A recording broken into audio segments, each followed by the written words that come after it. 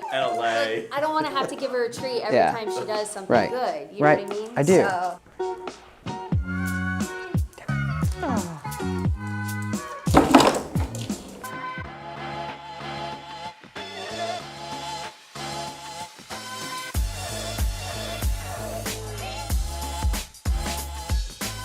Does your dog pull on the leash, get out of control on the leash, and go crazy on the leash? Well, this video is for you. Hello, everybody, and welcome back to the coolest dog training channel right here on YouTube. I'm Tom Davis, America's Canine Educator. Today, we have a dog in that's starting from scratch. This is episode number 1 on the series of just how to get a dog under control from start to finish. This is a young dog with not a lot of behavioral problems, if any. This is a dog that just really needs some structure, some discipline, some better handling, and today I'm really happy to introduce to you the start of this series, and here we go.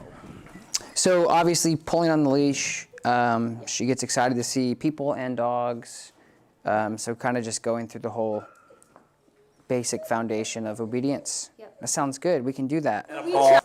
Okay, all right, I got you. So starting with basics. So if your dog is pulling on the leash, as so, pulling to get to other dogs, pulling to get to other people, the first thing we have to do is teach the foundation and the basics of leash pressure and what I would call on and off, like working and not working, because we can't have a dog, especially young and playful. Obviously, all she wants to do is just be a playful dog. But obviously, we have to have expectations of structure and some sort of foundational stuff, just like kids. So what I'll do is I'm going to teach her what this means. So the leash pressure that we're going to provide to the dog is going to be your structure machine, if you will. Yep. So just like horses, when you put pressure on, the animal should do something to shut it off. Yep. So it's a form of escape training. Obviously, she doesn't like it. She's not used to pressure, and the majority of the reasons why I mean, you could go on, I watched a video the other night, somebody posted, you can go online and find a bunch of different ways to do different things, whatever suits your desires, if you will. Walking backwards. What I try to do is do what's best for the dog, the quickest, the most efficient, and then of course the best for you guys. So I'm just going to show you what I've done in the past that makes a lot of sense. We could wave food in the dog's face to redirect the dog, but it doesn't teach the dog what we want. It only, is that tasty? What it'll do is it'll distract the dog and not really teach them anything. It'll get them focused. So pretty much anybody with a pulse can get a bag of hot dogs in their hand and follow a dog around with that. But what I want to do is teach the dog stuff. So we're going to use positive reinforcement, we're going to use some pressure, impulse control, and more importantly, I want the dog to be more engaged to the handler when they're on the leash versus what else can I get? Yeah. And the reason that is I love that temperament and I love the behavior of the dog of being playful and you know, engaging with other things, but it's a safety thing because if you're getting out of your car and not paying attention, she slips, she sees a squirrel or a dog, she's gone. She has no problem with saying, well, what are you guys going to do about it? So I want that trigger in her head to say, I don't want to get into trouble. Where right now, it's kind of like, I do what I want. Just going to keep her on my left side. Good. And the goal here, guys, is for her to not bounce on the leash. So what she's going to do is go bing, bing, bing, and she's going to realize that that sucks. She doesn't want to do that anymore. So the behavior you're seeing right now is, what are we doing? Why are we doing it? I don't want to. So yeah, she doesn't like it. Of course she doesn't, but neither do kids going to first grade or kindergarten for the first time. And then also she's just not used to it. Come on. Good, so you have to just walk her through it. Good girl, Belle.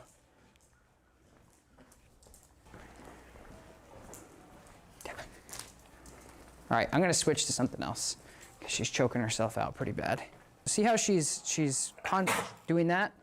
We don't want that to happen. It's okay. So, you guys familiar with a prong collar? I've heard of it, but we've heard of it, yeah. Okay.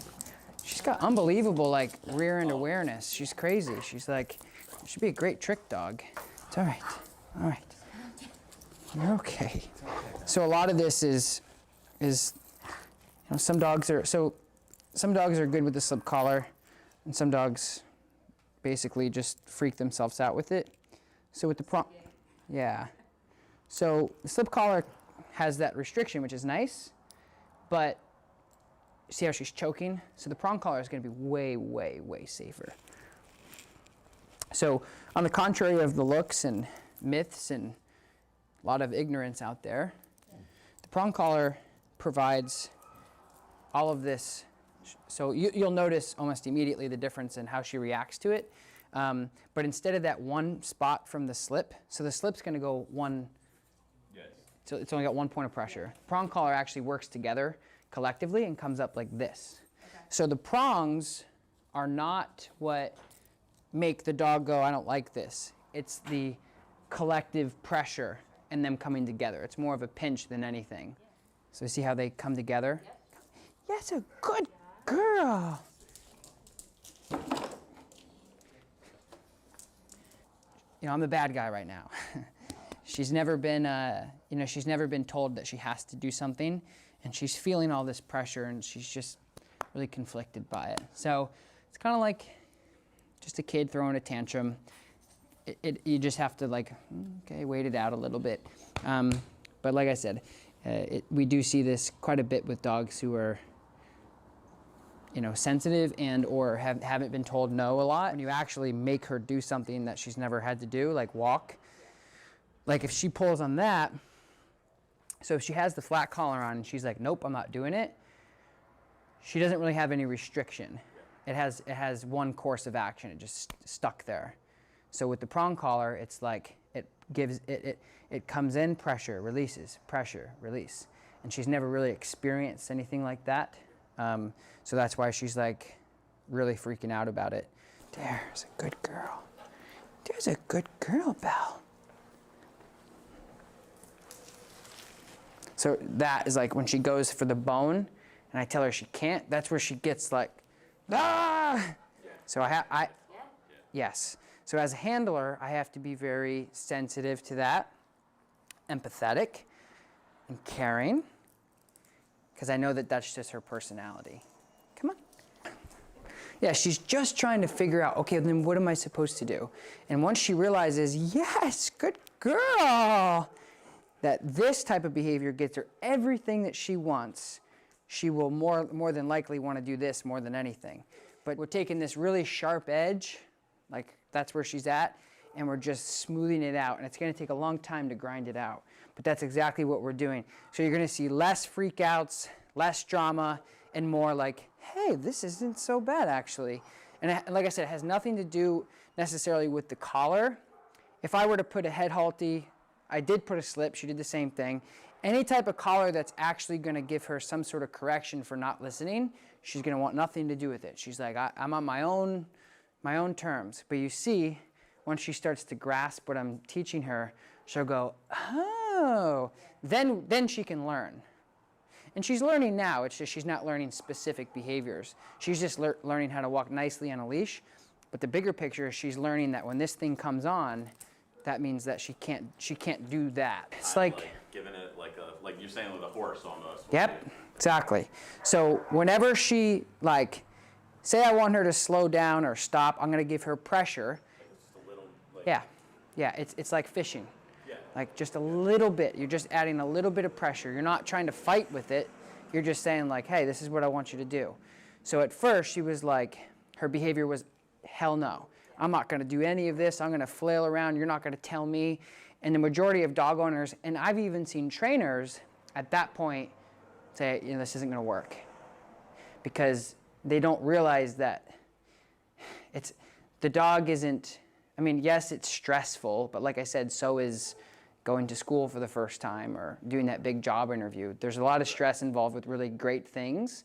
But in this situation, she's like, what do we do? And I can't do it. And I've done this enough into my experiences to just know that it's just a temporary thing, that a dog will just do that for, you know, sometimes it lasts a whole session and sometimes it lasts, you know, 5 to 10 minutes. But you just have to grind it out and just teach her like, it's okay. And so what I'm doing is I'm walking around and I'm glad that you picked up on that, because this is not a tug-of-war game. This is a craft game. I'm basically using my pinky and my thumb to dictate all of her behavior. I'm feathering her in. And I'm just, if you watch my wrist, like if I want to put pressure, I'll just do this and I'll just kind of roll my wrist and I'll supply pressure to her when she's doing something I don't want her to do.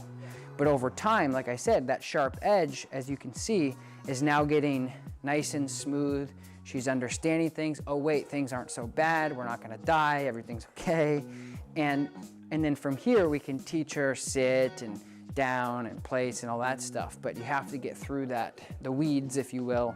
But yep, it's a very calm thing. What a good girl you are. Life isn't so bad. Yeah.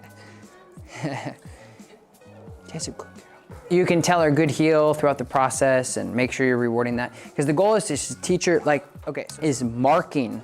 So when we say marking, it's basically overlaying a verbal cue. But within this 30-second to 40-second exercise, there's been absolutely zero consequences. Because what she's done is she's learned, and I taught her. So now I don't have to use the prong collar anymore.